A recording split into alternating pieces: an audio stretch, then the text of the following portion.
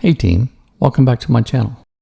In this next video, we're going to be solving a Python program on HackerRank. It's a basic data type, find the runner-up. So here you can see that we are given a list of numbers, and the goal is to find the runner-up score. So here you can see there's a bunch of sixes. Well, that's the max. 5 is the runner-up. Let's solve this problem. So what we have is some kind of a max num, and we're going to initialize that to -100. I'm getting that from this line right here. And then we have the second variable, runner-up, and we're also going to initialize that to -100.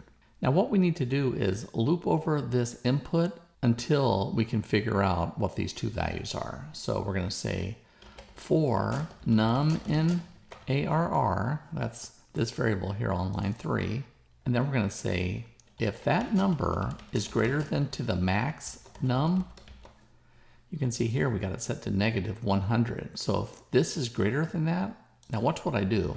I say the runner-up equals the max num. Well, right now we know the max num is -100.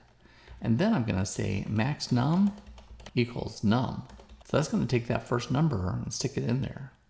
Then we're going to do an else if, and we're going to say is num greater than runner-up and num is less than max num, then that equals the runner-up.